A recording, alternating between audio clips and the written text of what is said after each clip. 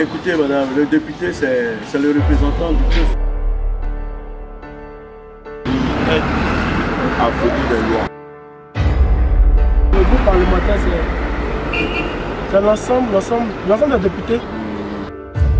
Il fait quoi à l'Assemblée nationale? Le député, il fait quoi? Il travaille où?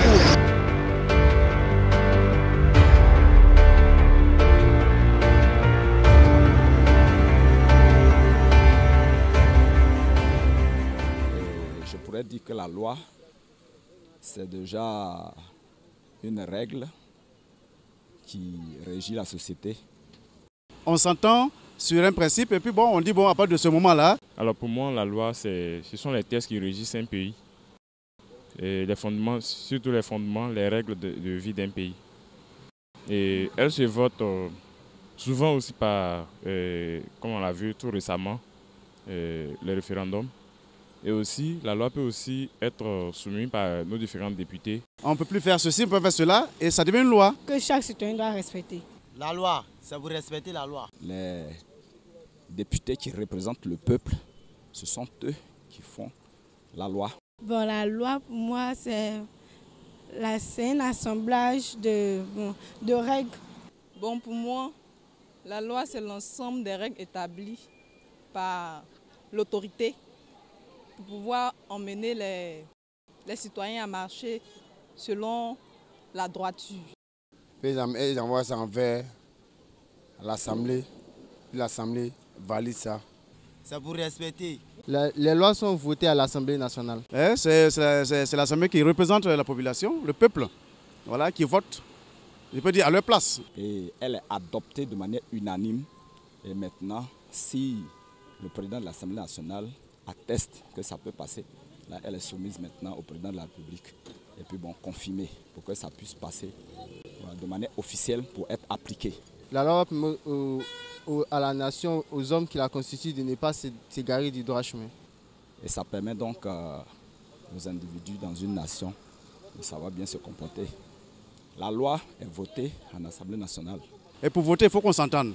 Les lois sont votées par le Parlement, par l'ensemble des députés qui forment le Parlement.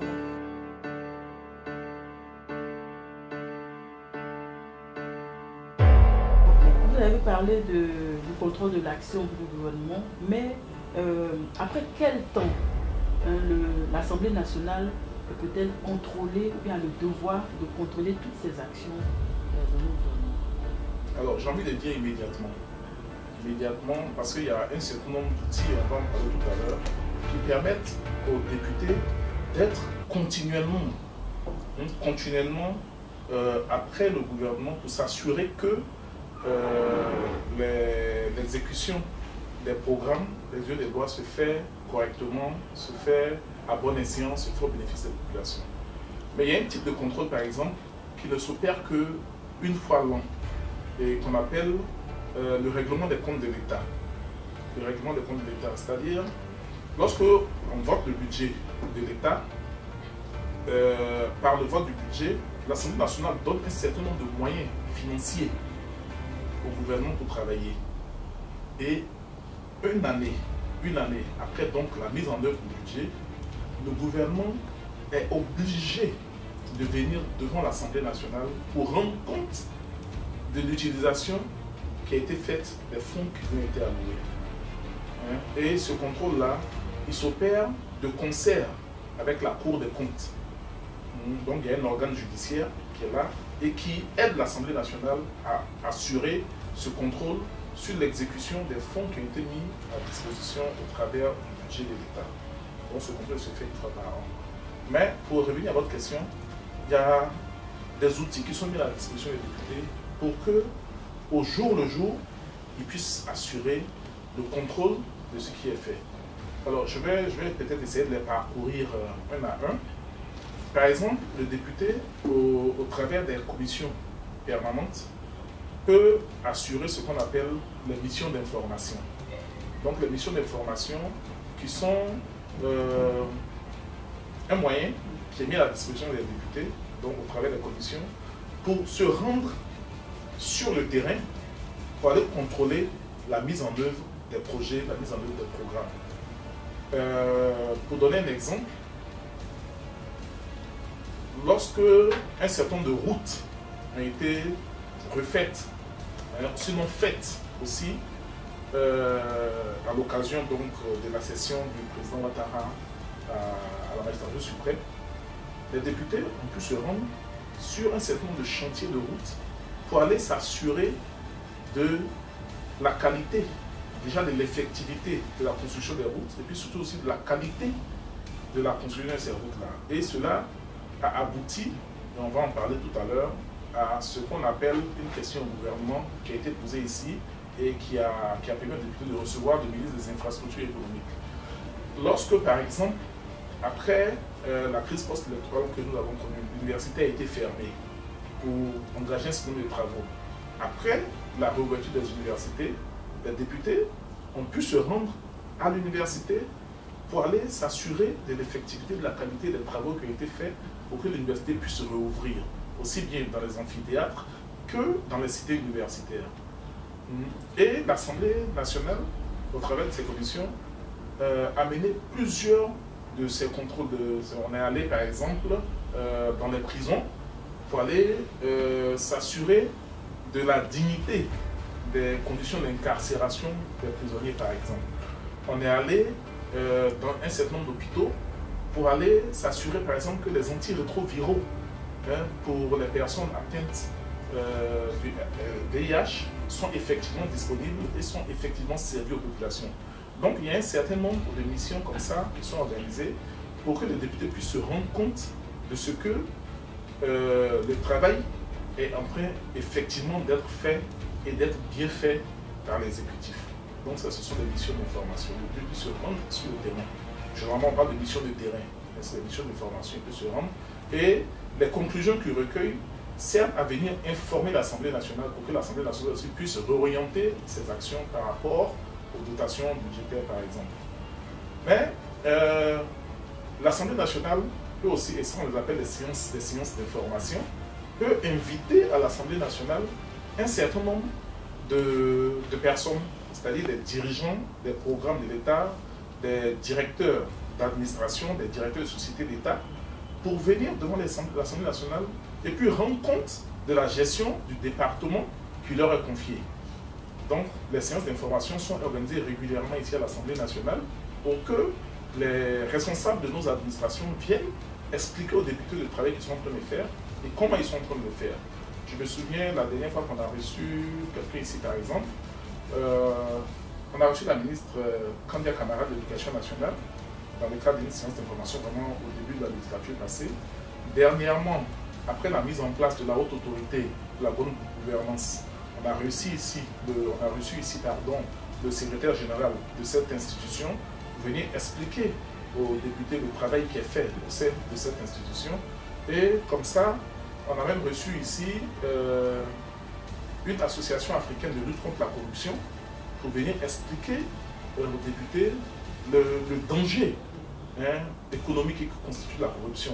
Et je me souviens qu'à l'issue de cette séance-là, on a mis en place un réseau de parlementaires ivoiriens pour la lutte contre la corruption qui a même mené des missions, par exemple, au niveau de l'autorité nationale de régulation des marchés publics, au niveau d'un certain nombre d'hôpitaux à l'intérieur du pays, sur l'axe qui part d'Azopé jusqu'à Nibeleko, sur l'axe qui part de Yamsokro jusqu'à Boisflé, sur l'axe qui quitte Boisflé jusqu'à Daloa, pour aller voir comment est-ce que la politique de santé, la politique de gratuité ciblée est en train d'être mise en œuvre au profit de la population.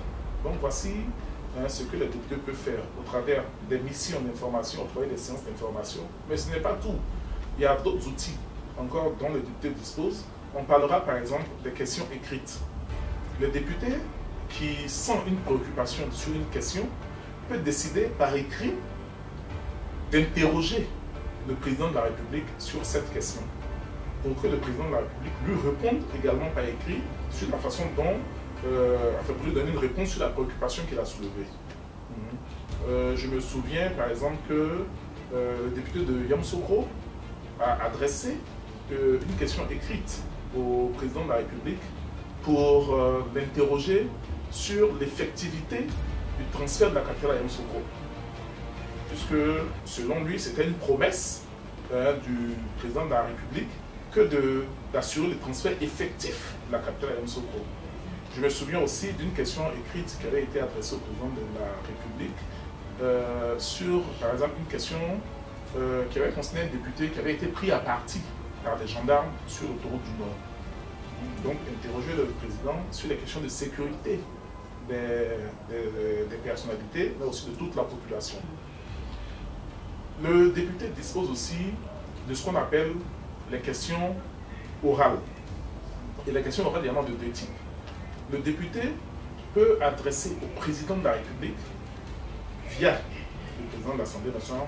Retenons aussi que pour les questions écrites, c'est via le président de l'Assemblée nationale. Donc, adresser au président de la République via le président de l'Assemblée nationale une question orale. C'est-à-dire que le député il a une préoccupation, il pose la préoccupation par écrit et il demande que le président de la République vienne à l'Assemblée nationale pour venir répondre à la préoccupation. Bien évidemment, le président il ne viendra pas de lui-même, mais il déléguera son ministre compétent sur la question pour venir répondre à la préoccupation qui est posée par les députés. Donc, comme j'ai dit, il s'adresse au président de la République. Et évidemment, ce ministre qui vient répondre, il n'est que le porte-parole du président à cette occasion. Donc, il n'y aura pas de débat sur la réponse que le président a donnée, puisqu'il n'est que le porte-parole. Il ne peut pas aller au-delà des explications que le président lui a demandé de porter aux députés. Une autre modalité d'interpellation du gouvernement, c'est ce qu'on appelle la question orale avec débat. La question orale avec débat, elle est adressée à un ministre. Elle est adressée à un ministre. Donc le député qui a une préoccupation sur un domaine de gestion quelconque de l'État interpelle le ministre compétent sur la question et le ministre compétent sur la question vient à l'Assemblée nationale pour répondre à la préoccupation du député. Et comme c'est lui qui a été interpellé, donc il peut aller au fond de la question. Donc là, un débat va s'instaurer entre lui, le ministre, et les députés. Et donc, on pourra poser des questions, faire le débat et aller au fond de la préoccupation qui est posée par le député. Et les exemples foisonnent de ces questions orales avec débat. Les derniers ministres que nous avons reçus ici, c'est par exemple le ministre de l'Agriculture et du Développement Rural, que nous avons reçu ici à l'occasion d'une question qui a été posée par les députés sur la question de la mévente du café cacao. Vous savez que l'année passée, on a eu une chute drastique des cours du café et du cacao et qui ont entraîné une baisse de revenus de nos planteurs. On a reçu également le ministre des Infrastructures économiques sur la question de la qualité de réalisation des routes qui sont en train d'être faites en ce moment. Vous connaissez le débat sur la question de la qualité des routes. Donc on a reçu ici le ministre des Infrastructures économiques. Donc voici autant d'outils qui sont mis à la disposition des députés. Mais ce n'est pas tout. Il y a aussi ce qu'on appelle les commissions d'enquête.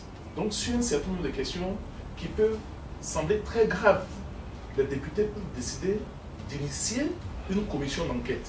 C'est-à-dire de se réunir, de mener des investigations sur la question qu'ils estiment être problématique, être grave, et puis essayer de comprendre la situation, et puis peut-être d'indexer les personnes qui peuvent être responsables de ces situations. C'est vrai qu'au cours de cette législature qui débute et de celle qui est passée, nous n'avons pas eu l'occasion de mener des commissions d'enquête, mais dans la législature d'avant, c'est-à-dire 2001 jusqu'en 2010, on a eu à mener des commissions d'enquête. Des commissions d'enquête sur, par exemple, sur la crise militaro-politique qui a secoué la Côte d'Ivoire, sur la question de, c'était en 2004, l'hôtel Ivoire. Vous connaissez la question de l'hôtel Ivoire, l'armée française qui a eu des échauffourées avec la jeunesse à l'hôtel Ivoire. Il y a eu la marche du RHDP en 2005, si je me souviens, qui a été réprimée dans le sang. Voilà. Donc un certain nombre comme ça de députés ont décidé de mener des enquêtes pour essayer d'indexer les personnes qui sont, à leur sens, fautives des situations dramatiques que l'État peut connaître.